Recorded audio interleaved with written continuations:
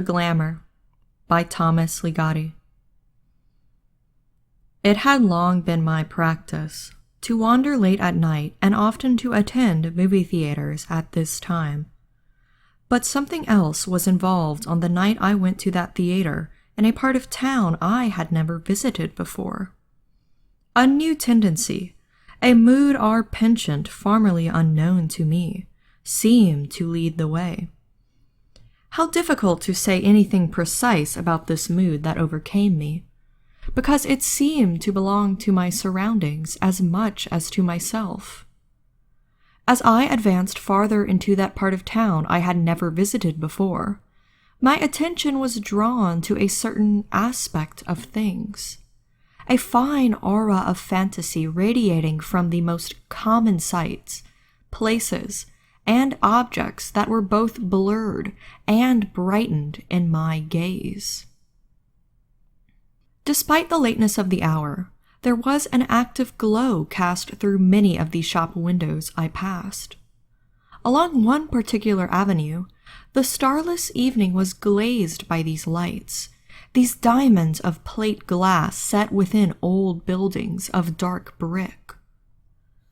I paused before the display window of a toy store and was entranced by a chaotic tableau of preposterous excitation. My eyes followed several things at once. The fated antics of mechanized monkeys that clapped tiny cymbals or somersaulted uncontrollably, the destined pirouettes of a music box ballerina, the grotesque wobbling of a newly sprung jack-in-the-box. The inside of the store was a Christmas tree clutter of merchandise receding into a background that looked shadowed and empty. An old man with a smooth pate and angular eyebrows stepped forward to the front window and began rewinding some of the toys to keep them in ceaseless gyration. While performing the task, he suddenly looked up at me, his face expressionless. I moved down the street, where other windows framed little worlds so strangely picturesque and so dreamily illuminated in the shabby darkness of that part of town. One of them was a bakery, whose window display was a gallery of sculptured frosting, a winter landscape of swirling, drifting whiteness, of snowy rosettes, and layers of icy glitter. At the center of the glacial kingdom was a pair of miniature people frozen atop a many-tiered wedding cake. But beyond the brilliant Arctic scene, I saw only the deep blackness of an establishment that was closed for the night. Standing outside another window nearby, I was uncertain if the place was open for business or not. In the background, a few figures were positioned here and there within faded lighting reminiscent of an old photograph, though it seemed they were beings of the same kind as the window dummies of this store, which apparently trafficked in dated styles of clothing. Even the faces of the mannequins, as a glossy light fell upon them, wore the placidly enigmatic expressions of a different time. I saw no one enter or exit the many doors along the sidewalks where I strolled that night. A canvas awning that some proprietor had neglected to roll up for the night was flapping in the wind. Nevertheless, as I have described, there reigned a vitality of enterprise everywhere I looked, and I felt the kind of acute anticipation that a child might experience at a carnival, where each lurid attraction incites fantastic speculations, while unexpected desires arise for something which has no specific qualities in the imagination, yet seems to be only a few steps away. Thus my mood had not abandoned me, but only grew stronger, a possessing impulse without object. Then I saw the marquee for a movie theater, though not one I intended to patronize, for the letters spelling out the name of the theater were broken and unreadable, while the title on the marquee was similarly damaged, as if stones had been thrown at it, a series of attempts made to efface the words that I finally deciphered. The feature being advertised was called the Glamour. When I reached the front of the theater, I found that the row of doors forming the entrance had been barricaded by crosswise planks with notices upon them warning that the building had been condemned. This action was apparently taken some time ago, judging by the weathered condition of the boards that blocked my way and the dated appearance of the notices stuck upon them. As I was about to proceed on my way, however, I saw that the marquee was illuminated, wretchedly aglow with a light that I previously thought was a reflection from a nearby street lamp. It was beneath this same street lamp that I now noticed a double-faced sign propped up on the sidewalk. An inconspicuous little board that read, "Entrance to the theater." Beneath these words was an arrow pointing into an alleyway which separated the theater from the remaining buildings on the block. Peeking into this dark opening, this aperture in the otherwise solid facade of that particular street, I saw only a long, narrow corridor with a single light set far into its depths. The light shone with a strange shade of purple, like that of a freshly exposed heart, and appeared to be positioned over a doorway leading into the theater. It had long been my practice to attend late performances at movie theaters. This is what I reminded myself. But whatever reservations I felt at the time were easily overcome by a new surge of the mood I was experiencing that night in a part of town I had never visited before. The purple lamp did indeed mark a way into the theater, casting its arterial light upon a door that reiterated the word entrance. Stepping inside, I entered a tight hallway where the walls glowed a deep pink, very similar in tint to that little beacon in the alley, but more reminiscent of a richly blooded brain than a beating heart. At the end of the hallway, I could see my reflection in a ticket window, and approaching it, I noticed that those walls so close to me were veiled from floor to ceiling with what appeared to be cobwebs. This gossamer material was also strewn upon the carpet leading to the ticket window, wispy shrouds that did not scatter when I walked over them, as if they had securely bound themselves to the carpet's worn and shallow fiber, or were tightly combed into it, sparse hair sticking to the scalp of an old corpse. There was no one behind the ticket window, no one I could see in that small space of darkness beyond the blur of purple-tinted glass in which my reflection was held. Nevertheless, a ticket was protruding from a slot beneath the semicircular cutaway at the bottom of the window, sticking out like a paper tongue. A few hairs lay beside it. "Admission is free," said a man who was now standing in the doorway beside the ticket booth. His suit was well fitted and neat, but his face appeared somehow a mess, bristling over all its contours. His tone was polite, even passive, when he said, "The theater is under new ownership." "Are you the manager?" I asked. "I was just on my way to the restroom." Without further comment, he drifted off into the darkness of the theater. For a moment, something floated in the empty space he left in the doorway. A swarm of filaments, like dust that scattered or settled before I stepped through. And in those first few seconds inside, all I could see were the words restroom glowing above a door as it slowly closed. I maneuvered with caution until my sight became sufficient to the dark, and allowed me to find a door leading to the auditorium of the movie theater. But once inside, as I stood at the summit of a sloping aisle, all previous orientation to my surroundings underwent a setback. The room was illuminated by an elaborate chandelier centered high above the floor, as well as a series of light fixtures along either of the side walls.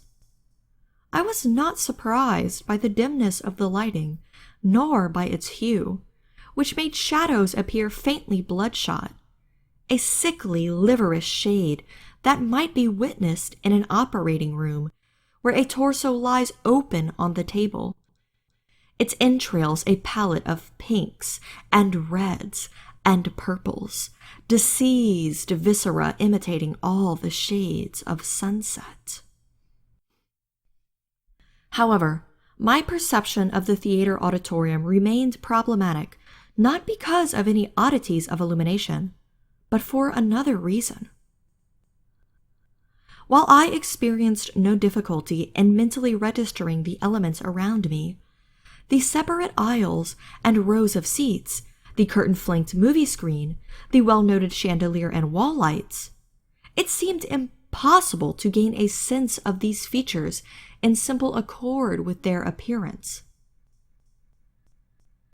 I saw nothing that I have not described, yet the round-backed seats were at the same time rows of headstones in a graveyard. The aisles were endless, filthy alleys, long, desolate corridors in an old asylum, or the dripping passages of a sewer narrowing into the distance. The pale movie screen was a dust-blinded window in a dark, unvisited cellar, a mirror gone roomy with age in an abandoned house. The chandelier and smaller fixtures were the facets of murky crystals embedded in the clammy walls of an unknown cavern.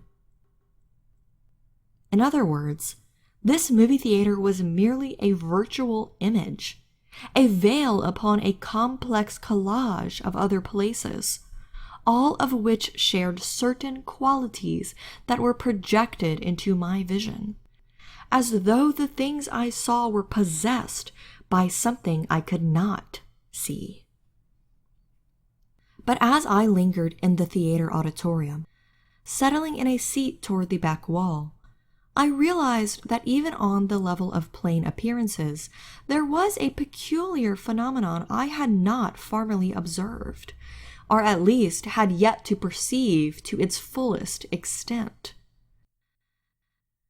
I am speaking of the cobwebs. When I first entered the theater, I saw them clinging to the walls and carpeting. Now I saw how much they were a part of the theater, and how I had mistaken the nature of these long, pale threads. Even in the hazy purple light, I could discern that they had penetrated into the fabric of the seats in the theater, altering the weave in its depths and giving it a slight quality of movement. The slow curling of thin smoke. It seemed the same with the movie screen, which might have been a great rectangular web, densely woven and faintly in motion, vibrating at the touch of some unseen force.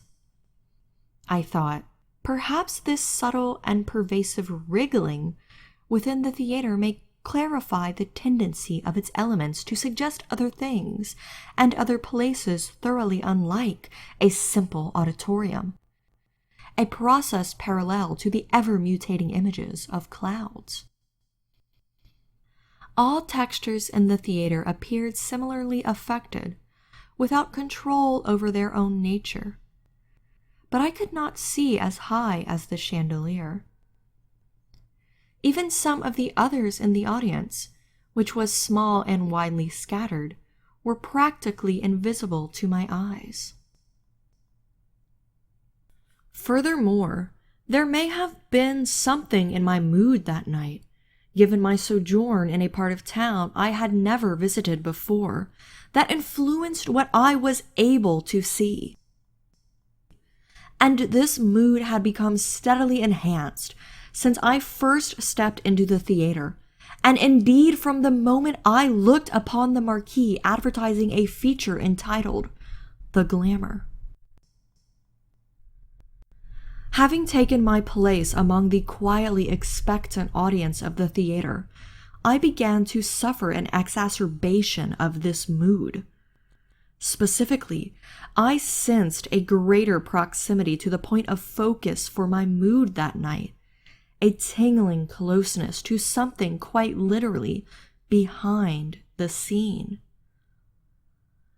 Increasingly, I became unconcerned with anything except the consummation or terminus of this abject and enchanting adventure.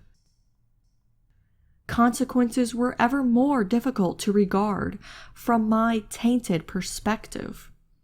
Therefore, I was not hesitant when this focal point for my mood suddenly felt so near at hand, as close as the seat directly behind my own. I was quite sure this seat had been empty when I selected mine, that all seats for several rows around me were unoccupied, and I would have been aware if someone had arrived to fill this seat directly behind me.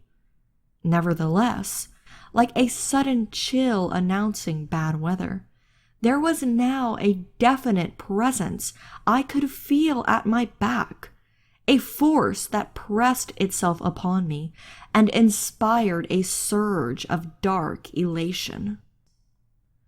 But when I looked around, not quickly yet fully determined, I saw no occupant in the seat behind me, or in any seat between me and the back wall of the theater. I continued to stare at the empty seat because my sensation of a vibrant presence there was unrelieved. And in my staring, I perceived that the fabric of the seat, the inner webbing of swirling fibers, had composed a pattern in the image of a face, an old woman's face, with an expression of avid malignance, floating amidst wild shocks of twisting hair. The face itself was a portrait of atrocity, a grinning image of a lust for sights and ceremonies of mayhem, and it was formed of those hairs stitching themselves together. All the stringy, writhing cobwebs of that theater, as I now discovered, were the reaching tendrils of a vast netting of hairs. And in this discovery, my mood of the evening, which had delivered me to a part of town I had never visited before, and to that very theater, only became more expansive and defined, taking in scenes of graveyards and alleyways, reeking sewers, and musty corridors of insanity, as well as the immediate vision of an old theater that now, as I had been told, was under new ownership. But my mood abruptly faded, along with the face in the fabric of the theater seat, when a voice spoke to me. It said, "You must have seen her, by the looks of you." A man sat down one seat away from mine. It was not the same person I had met earlier. This one's face was nearly normal, although his suit was littered with hair that was not his own. "So, did you see her?" he asked. "I'm not sure what I saw," I replied. He seemed almost to burst out giggling, his voice trembling on the edge of a joyous hysteria. "You would be sure enough if there had been a private encounter. I can tell you. Something was happening. Then you sat down. Sorry, did you know that the theater has just come under new ownership? I didn't notice what the showtimes are. Showtimes? For the feature. Oh, there isn't any feature. Not as such. But there must be something, I insisted. Yes, there's something, he replied excitedly, his fingers stroking his cheek. What exactly? And these cobwebs? But the lights were going down into darkness. Quiet now, he whispered. It's about to begin. Soon the screen before us glowed a pale purple in the blackness, and vague images unaccompanied by sound began to take form upon it, as if a lens were being focused on a microscopic world. To be sure, the movie screen might have been a great glass slide upon which were projected to gigantic proportions a landscape of organisms normally hidden from our sight. But as these visions coalesced and clarified, I recognized them as something I had already seen, more accurately, sensed in that theater. The images were appearing on the screen as if a pair of disembodied eyes was moving within venues of profound morbidity and degeneration. Here was the purest essence of those places I had felt were superimposing themselves on the genuinely tangible aspects of the theater. Those graveyards, alleys, grimy corridors, and subterranean passages whose spirit had intruded on another locale and altered it. Yet the places now revealed on the movie screen were without an identity I could name. They were the fundament of the sinister and seamy regions which cast their spectral ambiance on the reality of the theater, but which were themselves merely the shadows, the superficial counterparts of a deeper, more obscure realm. Farther and farther into it, we were being taken. The all-pervasive purple coloration could now be seen as emanating from the labyrinth of a living anatomy, a compound of the reddish, bluish, palest pink structures, all of them morbidly inflamed and lesioned to release a purple light. We were being guided through a catacomb of putrid chambers and cloisters, the most secreted ways and waysides of an infernal land. Whatever these spaces may once have been, they were now habitations for ceremonies of a private sabbat. The hollows in their fleshy, gelatinous integuments streamed with something like moss, a fungus in flimsy strands that were threading themselves into translucent tissue and quivering beneath it like veins. It was indeed the Sabbat ground, secret and unconsecrated, but it was also the theater of a mad surgery. The hair-thin sutures stitched among the yielding entrails, unseen hands designing unnatural shapes and systems, weaving a nest in which the possession would take place, a web wherein the bits and pieces of the anatomy could be consumed at leisure. There seemed to be no one in sight, yet everything was scrutinized from an intimate perspective, the viewpoint of that invisible surgeon, the weaver and web maker, The old puppet master who was setting a helpless creature with new strings and placing him under the control of a new owner. And through eyes unknown, we witnessed the work being done. Then those eyes began to withdraw, and the purple world of the organism receded into purple shadows. When the eyes finally emerged from where they had been, the movie screen was filled with the face and naked chest of a man. His posture was rigid, betraying a state of paralysis, and his gaze was fixed, yet strikingly alive. "She's showing us," whispered the man who was sitting nearby me. "That horrible witch has taken him. He cannot feel who he is any longer, only her presence within him." This statement, at first sight of the possessed, seemed to be the case. Certainly, such a view of the situation provided a terrific stimulus to my own mood of the evening, urging it toward culmination in a type of degraded rapture, a seizure of debauched panic. Nonetheless, as I stared at the face of the man on the screen, he became known to me as the one I encountered in the vestibule of the theater.